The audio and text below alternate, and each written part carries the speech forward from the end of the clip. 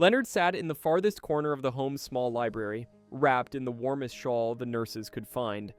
The armchair he occupied had been claimed by him over the months like a well-worn bookmark tucked into a favorite chapter. It creaked under his weight and shifted slightly with every breath he took. Rain tapped against the window panes in slow, meditative rhythms.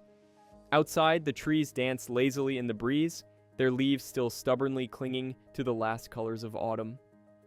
Leonard's hand rested on a closed book, but he wasn't reading anymore. He was remembering. He'd once carried letters through towns and over fences, to cottages and shops, to lovers and soldiers. As a postman for over 40 years, Leonard believed in the power of words, written, spoken, whispered in parting. The world had changed, of course. No one wrote letters anymore. Now, even silence had become digital. A photo peeked out from his shirt pocket, creased and worn from years of folding and unfolding. It showed him in a pressed brown uniform, proudly holding the hand of a 5-year-old boy with a mop of curly hair and wide, joyful eyes.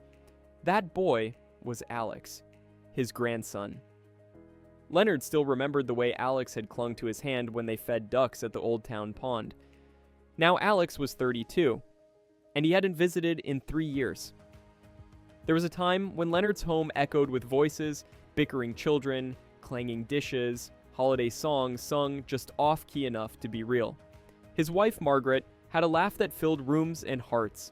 She died quietly one winter morning with Leonard clutching her hand, whispering promises that he'd stay strong for the family. But time had no mercy, and family had no time. The children were swallowed by careers, grandchildren by gadgets. Leonard's once full house shrank to silence. Eventually, even the silence became too loud. So, when his daughter suggested the care home, Leonard agreed. Not because he needed help, but because he feared being forgotten in his own living room. Every Sunday, Leonard woke with purpose. He shaved carefully, despite the stubborn shake in his fingers. He picked out his best cardigan and buttoned it over a freshly ironed shirt.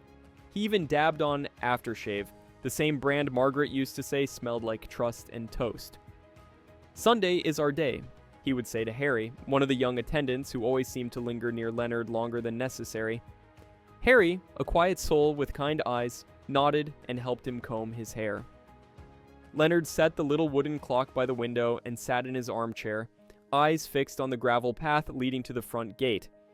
Every crunch of tires, every bird shadow, every creak of a hinge sent his heart fluttering like a moth to light. But no one came. Not that week, not the next, not the 20 after. On a gray Wednesday afternoon, Leonard sat beside Harry in the courtyard. "I think I forgot what Alex sounds like," he said softly, not looking up. His voice used to be all energy. Now it's just missing. Harry didn't know what to say. He tried calling the number Leonard gave him months ago. No answer. Once, a text came back. "Busy. Will try to visit." That was 4 months ago. "I write him letters sometimes," Leonard continued. "In my head, I never send them. I suppose I'm afraid of what silence would say back." That night, Harry printed out a photo he found on Alex's social media. It showed Alex hiking in Colorado, grinning, surrounded by friends. He left it on Leonard's nightstand. Leonard stared at it for a long time before turning it face down. The weeks bled into one another. Leonard started spending more time in bed. The staff marked it down as seasonal fatigue. But Harry knew better. He found Leonard once whispering to an empty chair. "It's still Sunday, isn't it, love?" Harry sat quietly beside him. "I miss how you believed in me," Leonard said, voice trembling. "Margaret always believed I mattered. Now I'm not sure anyone remembers." Later, Harry asked the kitchen staff to make Leonard's favorite, oatmeal cookies with orange zest, the way Margaret used to make. When he brought them in, Leonard smiled for the first time in weeks. "She always said, 'Orange makes even sorrow taste sweet,'" he murmured. The winter holidays came with plastic snowflakes on the windows and tired carols playing on loop. Staff did their best, stringing up lights, organizing sing-alongs, but Leonard stayed in his room. He had always loved Christmas. Each year he'd go overboard with decorations, insisting on a real tree even when he could barely lift it. He used to hang stockings for every grandchild, Alex, Sarah, Benjamin. He'd write their names in gold ink and hide little notes inside. Be brave. Be kind. Grandpa loves you." Now the stockings hung in someone else's home. Maybe in a box. Maybe in the trash. Harry brought him a small fir branch in a vase. Leonard stared at it in silence. "The scent still fools me," he said. "It smells like I'm still needed somewhere." Leonard turned 83 on a Tuesday. The staff sang, brought him a cupcake, and clapped with forced enthusiasm. He smiled politely and blew out the candle. Later, when he thought no one was watching, he looked at his empty bedside table. No phone calls, no messages. He whispered Margaret would have made a pie and pulled the blanket up over his eyes. That evening, Leonard asked for paper and a pen. His handwriting had grown shaky, but his words were still steady. "Dear Alex, I hope your life is full and your days kind. I wonder sometimes if you still remember our walks. If you remember how your tiny hand fit in mine. I know people grow and lives get busy, but a single call from you would mend more than you know. I miss you. Grandpa." He never mailed it. One Thursday morning, Leonard didn't come to breakfast. Harry found him still in bed, eyes open but vacant. "Are you in pain?" he asked. "No," Leonard replied, "but something inside me is quieter than it used to be." The nurse suggested more tests. Harry suggested something else. "Write him again. Even if you don't send it." Leonard did. Every night he wrote Alex a new letter.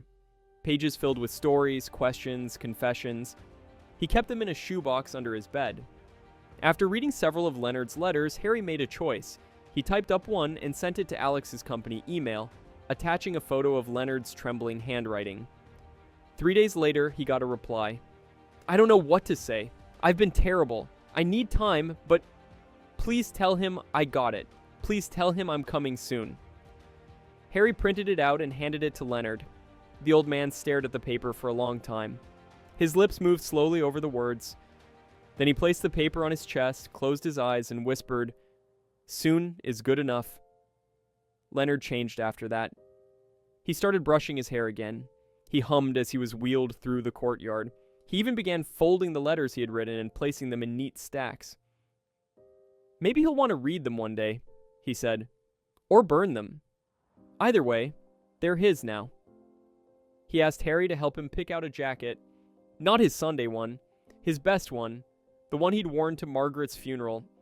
"He should see me how I used to be," Leonard said. "Not just some man in a robe." Alex arrived on a quiet Saturday afternoon. His eyes were tired. His face aged more by guilt than by years. He walked slowly, each step unsure, like a man returning to a house he once burned down. Leonard was asleep when he entered. "Grandpa?" Leonard stirred, and when he saw the man standing at the door, his breath caught. "Alex?" Alex dropped to his knees beside the bed. I'm so sorry I didn't come sooner." Leonard reached out and touched his cheek, brushing away a tear. "You came. That's enough." That evening, Alex sat beside him and read the letters from the shoebox. His voice trembled. Some made him laugh, others made him cry. One said, "You used to ask me what clouds were made of.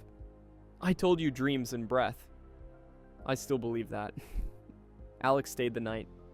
He held his grandfather's hand until they both drifted off, one to sleep, the other into memories.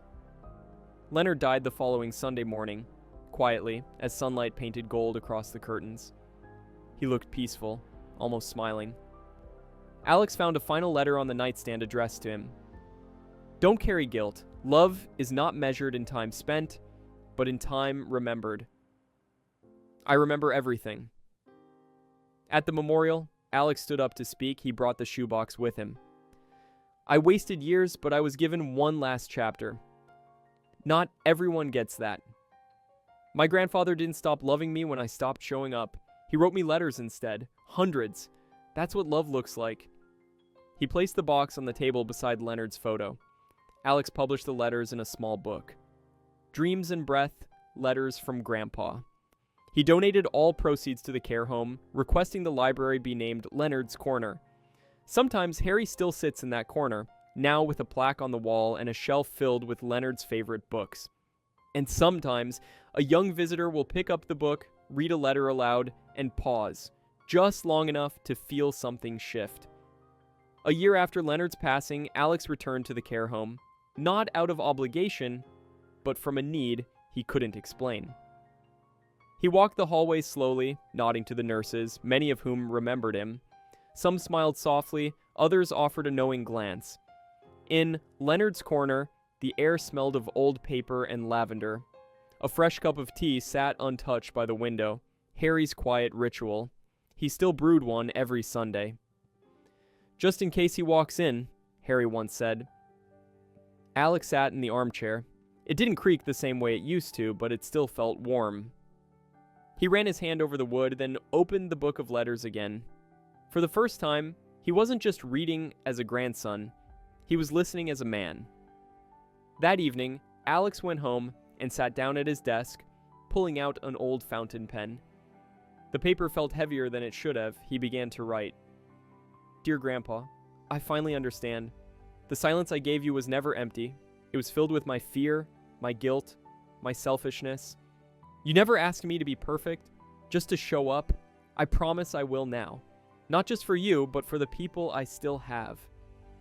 He sealed the letter and placed it inside a photo album between two pictures. One of him as a child on Leonard's shoulders, and one of Leonard waving goodbye from a porch years later. The process changed Alex. Slowly, like morning light sneaking across a dark floor, he began visiting his parents more, calling his sister, apologizing not for specific things, but for absence itself.